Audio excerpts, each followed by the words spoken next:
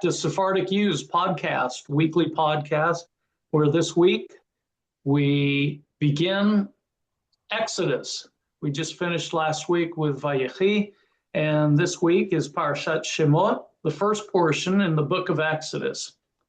It introduces the foundational themes of the Jewish people's enslavement, their eventual redemption, and the rise of Moses as their leader. The key events and themes here are the growth of the Israelites, the enslavement and oppression, the birth of Moses, then Moses flees to Midian, then God's call to Moses, and God's promise of redemption. And here we have some lessons of faith and divine providence, of leadership and responsibility, and finally with freedom and redemption. This parasha lays the groundwork for the central narrative of the Torah, the journey from slavery to freedom, and the establishment of a covenant or covenantal relationship with God. Covenantal, is that a word? Yes. Sounds good. So we'll go with that. So I'll open it up to comments. We just got done reading the parasha of the week.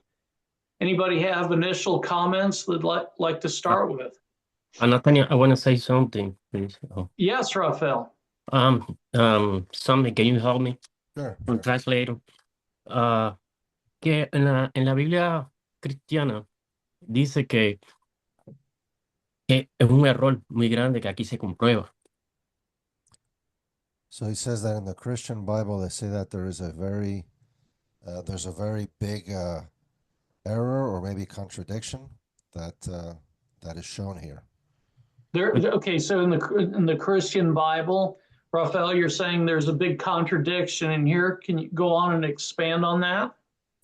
Ya, porque aquí muy claramente dice que Jacob bajó con 70 almas, pero en la Biblia cristiana dice, hay una parte que dice que bajó con 75, que está errónea.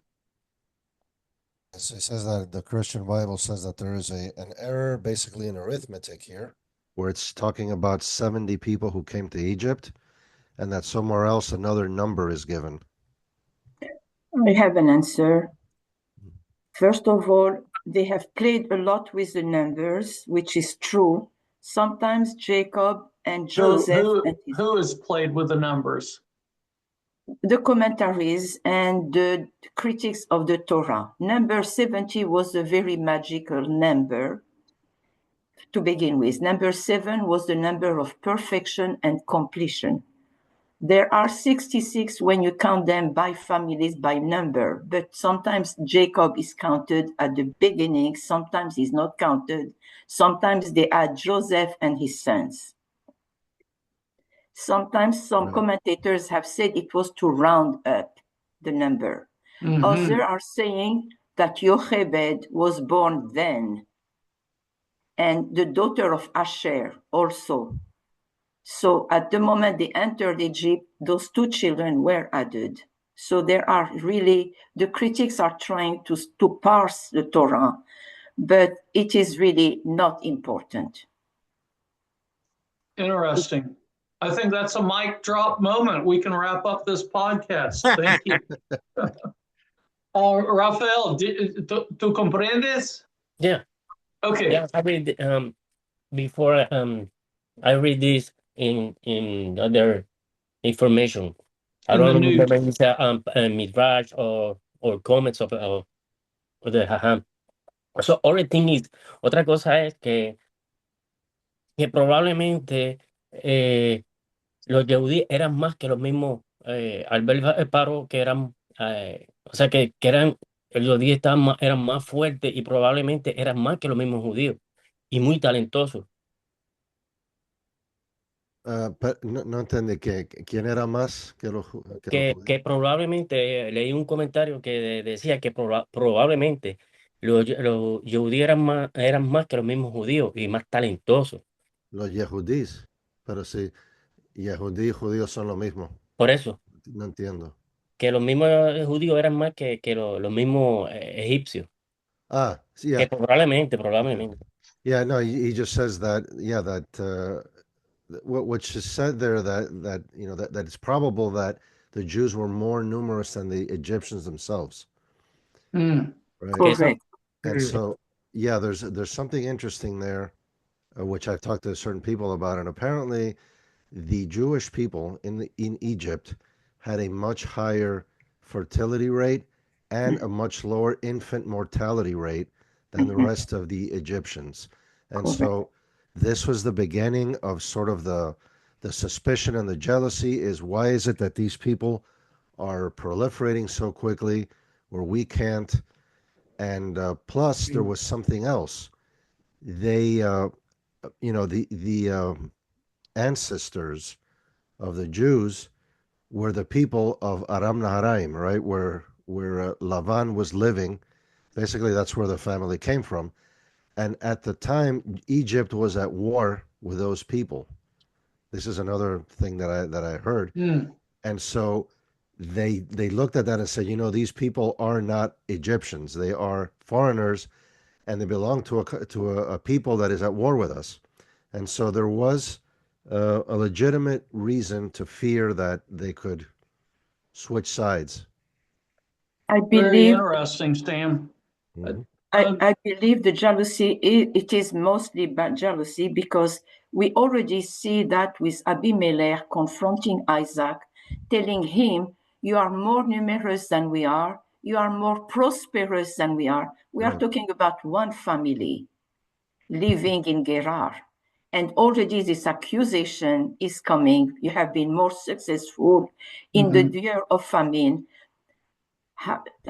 Isaac was able to harvest 100 times more than ever.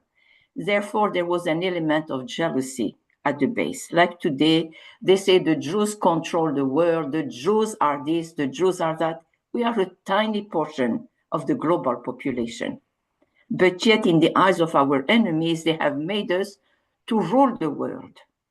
And I think that insecurity and jealousy have always been part of the human nature. Right. And the Jews do have a a knowledge that is above normal, above average. And so this becomes kind of the basis for it. And you see this repeated all throughout history. When Jews inhabit a country, the standard of living goes up. When we leave, it goes down. You can think of Spain and Portugal. There's some very long Mhm. historic trends that can be seen here. And so this is kind of the beginning, although as Madame Poul said, it was already happening with Isaac even before. Yeah. And yep. Well, Also, excellent. the Excellent. refusal to Go on, see, James. the Israelites as fellow Egyptians. True. That is also a recurrent pattern in Oh, yeah. anti-Semitism.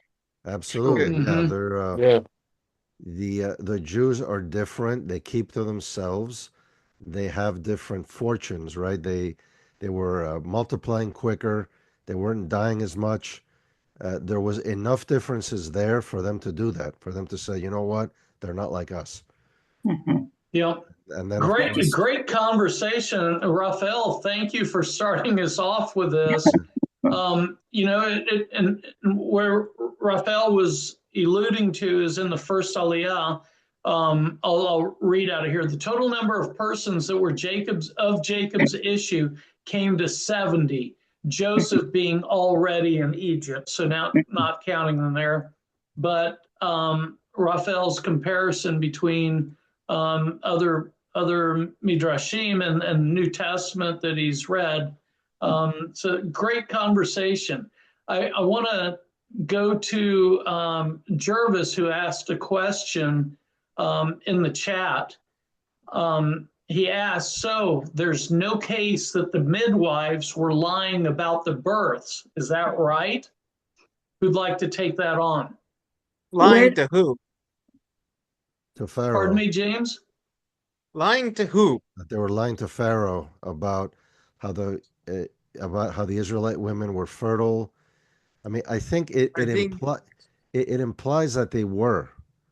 that they Yeah, kind of I were think they were, concealing. Yeah, They are because using the their fear of God exceeded their fear of Pharaoh. correct. correct. Mm, And Beautiful. outstanding. but it was a clever lie because it was also true, right? That the Israelites were more fertile, right? So it was a believable lie. It was clever, which is why in the end Pharaoh accepted it and didn't have them severely punished or killed. So I have an interesting question to follow that. How did well, we're coming up on the Pharaoh's daughter discovering and finding Moses, right, in the reeds on the Nile. And she has her maidens go and bring this basket out of the water. And she says, what does she say? Oh, it must be a Hebrew baby. Mhm. Yeah. How would they know that? Did Because we look different than the Egyptians? no, the baby was circumcised. Circumcision in Egypt was reduced only to the king, the nobility, and the clergy.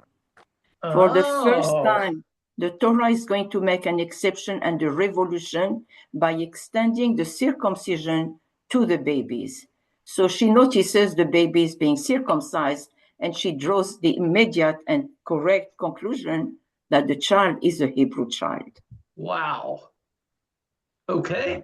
And what I get out of this part of the story, lesson for all of us, think of a more desperate situation, right? I mean, we all have bad situations in our life, but think of a more desperate situation than this, where they're coming to kill your child, and in the matter probably of a few hours, the situation completely reverses itself, where a mother who had put her child in a basket in a river to float. I mean, just think about how desperate she must have been. A few hours later, she had the child again with the authority of Pharaoh to nurse him. So this is the power of Hashem. He can take any situation, and his ability and resources are limitless. And so, in fact, it's very easy for Hashem to put an idea into somebody's head. And so, whatever problem we might be facing, whether you've lost a job or somebody is sick or whatever it might be, Hashem is able to solve it if only, that is his will, right? And so this is a great lesson, I think, for everybody. Well, remember, the Israelites, the Hebrews, are still very skeptical of this new God, right? That Moses listens to, and we'll see that coming up too. The question with the golden calf and losing faith. So, but I want to ask a little trivia question. Who was Moses's mother? What was her name? Yochebed. Very good. Oh my gosh. So it says in there, in what we read, that a Levi married into a Levi family, right? And bore Moses. Moses then put in the basket, floated down the Nile, and then who's the nursemaid? It's Who's the Yochebed nursemaid again. eventually for Moses? It is Yochebed again. His mom. How did she show up? Or it's odd how she full circles comes back and shows up, and then not only that, but is selected by Pharaoh's daughter to be the nursemaid. The irony. Well, the midwife probably coordinated it. Because No, it was Miriam. Yeah, it was Miriam. It was all Miriam. She followed That's him, right. and then she went to Pharaoh's daughter and said, "Hey, I know a nursemaid. I know a woman who just gave birth. You want somebody to nurse her?" Yeah. The irony of Very the clever. situation is that Pharaoh demands that all the boys be put to death and the girls saved. He did not know by doing so that effectively those women are going to save the founding of the Jewish nation. We have Yochebed, who defies the decree of, she's courageous enough to have a child knowing that he is going to be put to death. There are the two midwives who save the babies. The daughter of Pharaoh herself is going to save that baby. There is Miriam, who is hiding, and Yocheved, who does this ultimate sacrifice to have a child, knowing that he will have to be killed eventually. So the irony, God changed, man proposes, and God disposes. Yeah, that was very good. Jonathan also posted as an underscore to your answer about seeing the circumcision. And he refers to Rabbi Yosef Hanina, who said she saw that he was circumcised. Mm-hmm. Besides, the Midrashim says that Moshe Rabenu had a special kind of bright. It has been taught, Rabbi Meir said his name was Tov, Yehuda, his name was Tuvia. Nehemiah says he was born circumcised. Others say he was one worthy of receiving prophecy. On the part of the circumcision, what is the meaning of the title, the bridegroom of blood, given to Zipporah? Well, Onkelos elaborates the Onkelos version is, "You have made me a bridegroom of blood to the angel of death." Because it was the angel of death attacking them. What does that mean? A bridegroom of blood? She's meaning it is like you jinx familial? us. It is she is No, I think she's against the circumcision, right? no, I think she is decrying the fact that she almost lost her husband because of the child. She's saying to the child, you caused your father, you almost caused your father to die.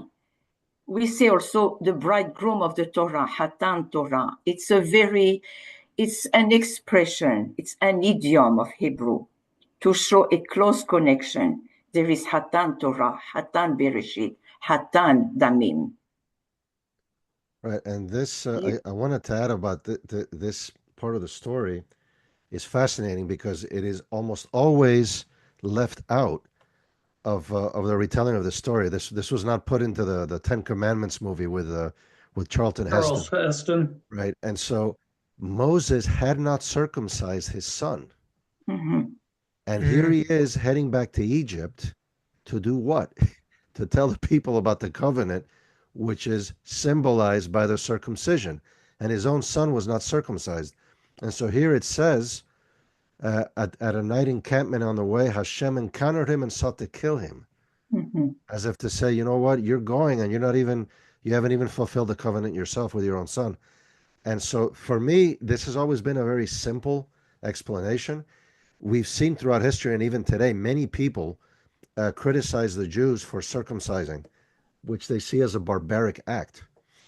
And so to me, this was foreign to Zipporah, and she thought it was, barbaric, and, it was a young, very young child.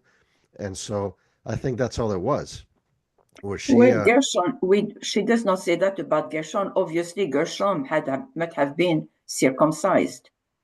Only Eliezer is the problem. Maybe in his haste to leave, he neglected the circumcision. And she accuses the child by saying, oh my gosh, you almost cost me my husband. You caused me to lose my husband. Therefore, that's what it is. Hatan is a close association between an actor and the acting. That's Hatan Torah, Hatan Bereshit. What does that mean? You are the bridegroom of the Torah, the bridegroom of Bereshit. Yeah, that's really interesting, because I was wondering that maybe Moses didn't know about it because he grew up in the Egyptian court and then he escaped. So at what point did he get his Jewish education? At what point was he told about a circumcision? You know, so that's, you know, what do you think about that? I mean, at what point does he find out about that he needs to circumcise his own children? Huh. That's an interesting question. Yeah, I mean, So maybe I God think told that him, you know, as he was speaking to him, because he really had no exposure. He probably went back to the Pharaoh's daughter, you know, as soon as he was weaned off of the breast milk, which I'm not sure how old babies were at that point, but must have been very young, too young to Between understand. 3 and 5 years old. In Morocco, it was 3 years old when there was a weaning and there was a big feast. What, So he must 3 have and been 5 years between old? 3. I'm sorry. Between 3 and 5 years old. Wow, that's amazing. Yes, yes. And that is why usually at the age of 3, the baby was weaned and there was a big feast in Like Morocco. We it, celebrated. in the Torah, it says that Abraham made a big feast Correct. when Isaac was weaned. So they used to breastfeed children from 3 to 5 years. Yes, yes. Wow. So that's a perfect segue or transition into the next question. I'll read this little narrative that I've got highlighted on the screen, which is just before the third Aliyah. And it's where Pharaoh's daughter asked for a nursemaid, and it continues like this. And Pharaoh's daughter answered yes. So the girl went and called the child's mother.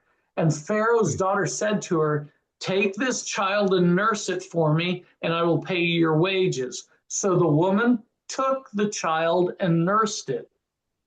So I took it as, you know, handed the kid over, handed Moses over, and she nursed it.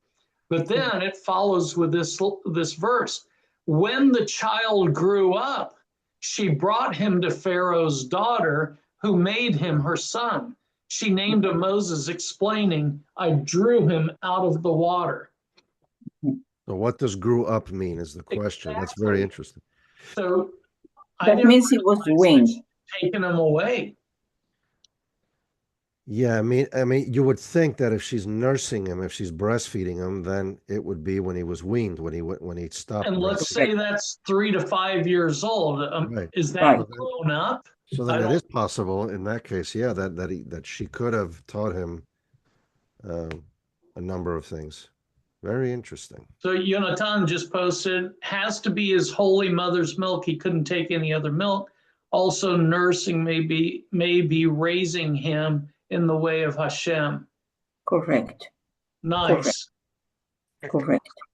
All the lullabies, all those songs are staying with him. The child obviously is a brilliant child because she notices that Tov Hu. And this expression, we find it at the beginning of the book of Bereshit, when God creates the light and he says, the light is good. It's the only time that the object is told to be good. Because every time and for other creation, and it was evening, it was morning, and it was good. Only for the light is it said, and it was good. Therefore, the commentators in the Torah, in the Talmud, says that there was something very special about the child, and she recognized it. Beautiful. Yeah, I mean, evidently because he was chosen for the task. Right. Yeah. Yeah. And before we move on, I want to thank Mia for her great answer. I want to ask a question to Madame Poole. Yes, sir. We have in Morocco something called brother and sister from milk. True. Do you have it also in Morocco? The Jews, do they have this? Because I know Moroccans, they did that with the Jewish people to protect the children not to get married from Muslims and to Jews, because they were living very near to one another. Sometimes they leave the child to a Jewish woman or the opposite. And these people, they give the milk to the baby. And so these two babies, when they grow like brother and sisters. Correct. So And we call the them question. we call And them the question milk brothers. Is this way also among the Jews or just among the Muslims? No, it was also among the Jews. We call them milk brothers. Yes. And the beauty of it is that any woman could nurse any baby. You will come, you will hear a knock at the door, and the man will come say, my wife is sick, the baby needs to be nursed. Immediately, the nursing mothers will nurse the baby, whether he was Jewish or Muslim. Yeah. And they live even today, these people in Israel and Morocco, and they say, I have brother or sister. Correct. Correct. That is correct. Beautiful. And they keep this relationship, these two, as brothers and sisters. Correct. That's something. Goes to underscore that the Muslims and Jews are really brethren. We are all brothers. We are all brothers and sisters. And that's how Moses was protected from milk from other people. In this story. Tabarakallah alayk Absalom. Yeah, shukran. Outstanding. Well, we're running out of time as always, way too soon. So we've got 4 minutes, and with this 4 minutes, where do we want to go? Does somebody want to have a pressing or so why do you think God insisted on choosing Moses? Right, I was actually going to go in the same direction. How many times does Moses refuse to be chosen? Okay, we see the leadership qualities of Moses in the fact that he's constantly refusing. He doesn't want the power. And when we look at leaders today, right? When we look at leaders today, you have to run for office. You have to want the job, or else you don't even start. In the case of Moses, he was chosen, and he says, "Listen, I'm not the man," because he was looking at the job. He wasn't looking for the power. He's looking at the weight of the job, and he says, I can't do this. So it's a completely different mindset. He's not looking for power. He's looking at the job, and he's saying, there's no way I can do this, which means that he wants to do the job, but he thinks that he can't. And then God, of course, knows us better than we know ourselves. And so he insists to the point of getting angry with Moses. And he basically tells him, stop. You're the chosen one. Now get going. Right? And so this is where we see already a huge difference, a huge departure of the leadership style of Moses versus what we call leaders today. And the leadership style, Korach, of course. Yeah, I see it a little differently, I think, in that Moses is raised with a lot of love around him. And it's both from Egyptian and the Hebrew side. And he lacks self-confidence once he starts speaking or stutters, has a terrible stutter, and he relies on his brother, his younger brother Aaron, to kind of carry the load. But then he has such a deep sense of righteousness. He kills the taskmaster who's beating another Hebrew. He stands up against God, not against him. He stands up saying, hey, I don't want to do this. I'm not qualified. I don't have the confidence. But God, I think, sees a true leader in him, a quiet leader. And he tries to boost him and says, you have my utmost support. Go out there and do it. And Moses said, no, I can't speak. I'm slow of speaking. I'm humble, whatever it is.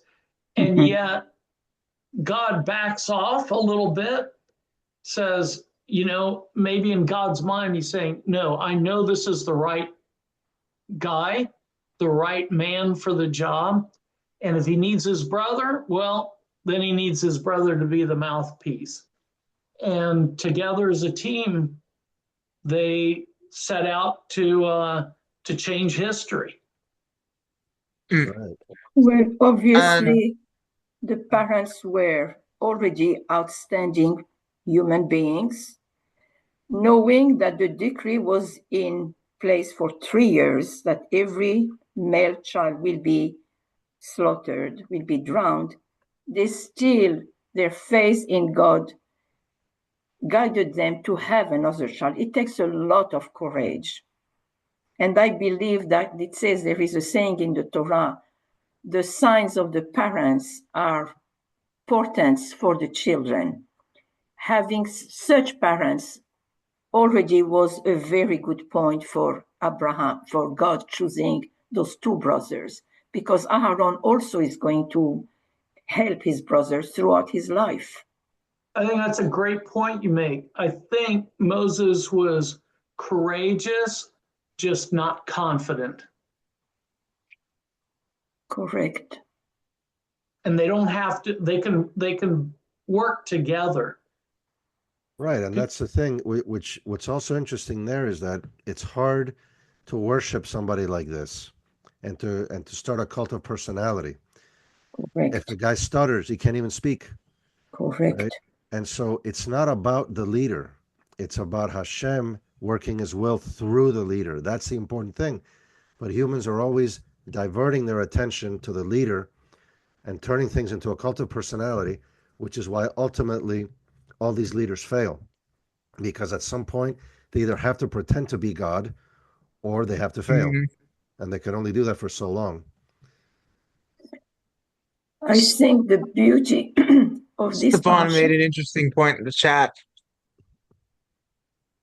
What did Yeah, we'll have to come back to it. We're out of time now, but what I guess the lesson here is this is the parsha that sets the groundwork for the entire Torah, what we're all about.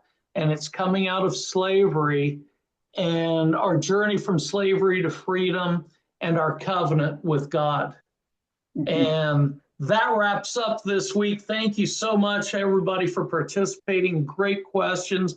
I wish we had more time to continue on, but join us next week when we go and move along on our mission. Have a great week.